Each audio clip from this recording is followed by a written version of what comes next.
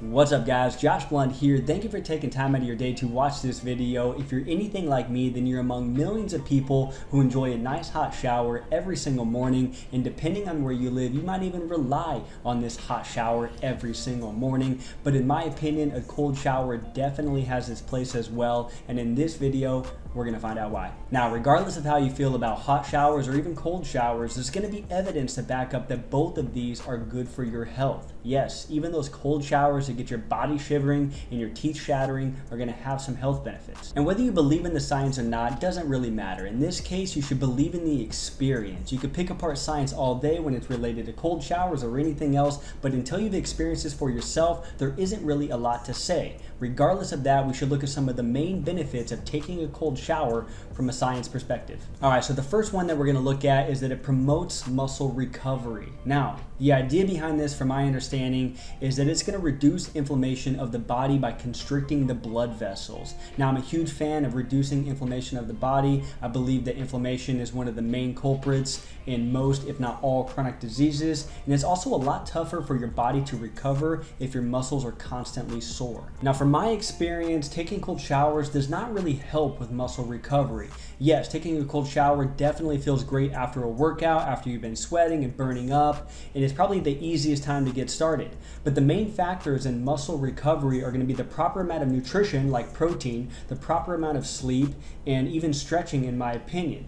Now, if you've injured yourself in some way, obviously you want to take advantage of any and every health practice that you can come up with because you want to quicken that recovery. So alternating between a hot pad and an ice pack to quicken that recovery might be your best bet, and it's definitely worked for me. But the main factors as far as muscle recovery is going to be that protein, the sleep, and the proper amount of stretching. All right, the next thing I want to talk about that is backed up by some clinical trials is that it improves your immune system. Now, a couple of things here. Taking cold showers is supposed to increase your metabolic rate.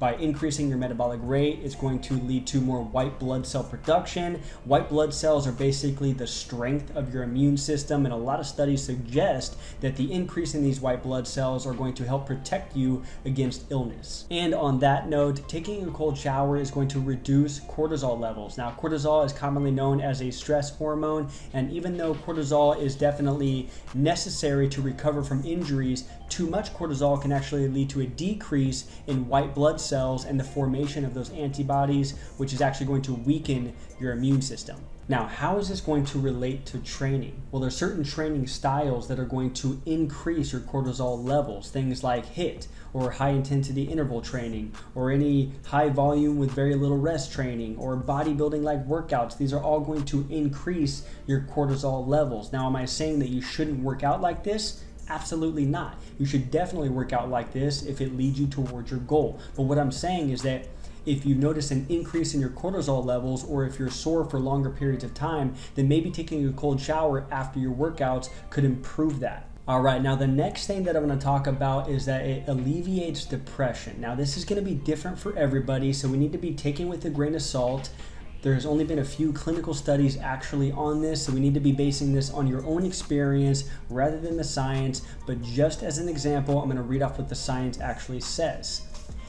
Exposure to cold is known to activate the sympathetic nervous system and increase the blood level of beta endorphin and noradrenaline, and to increase synaptic release of noradrenaline in the brain as well.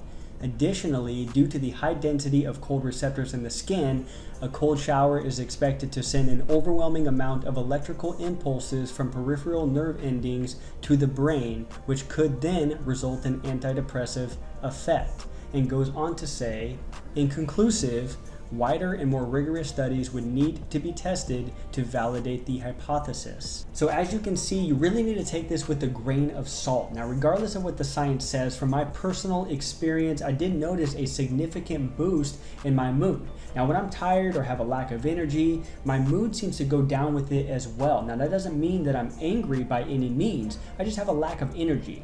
And by taking cold showers, it definitely wakes me up. It definitely increases my energy level, which makes it to where I want to do more things. And by doing more things, it's going to increase my mood in a positive way, which definitely makes sense to why it could help with depression. All right, now the next thing that I'm going to talk about is that it promotes fat loss. Now, the theory behind this is that Cold exposure is going to activate brown adipose tissue, and brown adipose tissue is going to burn more calories to generate heat. So you're basically burning more calories to get rid of that shivering effect when you get cold.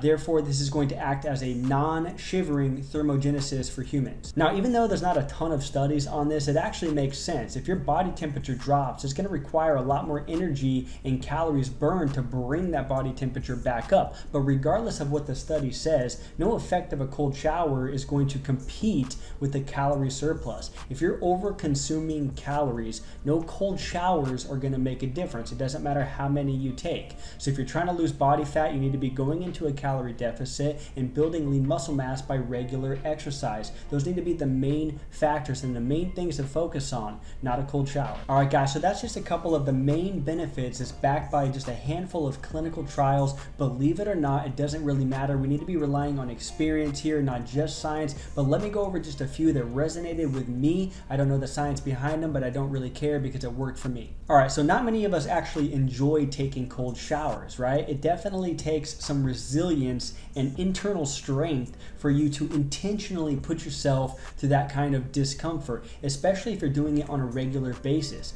Now, it doesn't matter if you've been doing it for a couple of years, there's still some level of pushback for you to just want to jump right in. But that's kind of the point here. By intentionally doing something that causes discomfort, you're really building up that resilience. You're building up that strength emotionally and physically.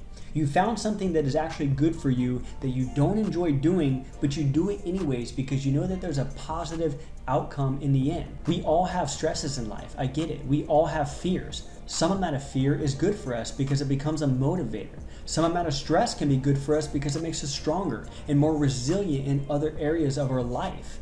If you can grow from it, it's a good stress. If you're stressing about stuff that you can't really change, then it's bad stress. So taking a cold shower can be a good stress because, again, it's gonna build emotional and physical resilience and strength for your life. It's like an emotional boot camp for your brain. All right, guys, I don't really care what the science says or doesn't say. I only care about my own experiences and what works for me. So ask yourself this: if you can battle through these cold showers consistently, right? Putting yourself through this emotional and physical discomfort on a regular basis and actually make it through, with that sense of accomplishment, what else could you do, right? The sky is the limit. Sometimes it just takes a little testing, easing your way into it, whatever you gotta do, right? All right, guys, thank you for taking time out of your day to listen to me babble on about cold showers. I do appreciate your support. If any of you have ever taken cold showers on a consistent basis and have gotten any benefits at all, let me know in the comment section down below. I am curious. It's not going to work for everybody, but if you can tolerate it, I do believe there are some benefits to it. So let me know in the comment section down below your own experiences. I do appreciate it. If you enjoyed this kind of content, give it a thumbs up and consider subscribing to the channel. And make sure you check out those free ebooks. I have them all linked in the description box down below. Let me know how you like them, and I'll see you guys in the next video.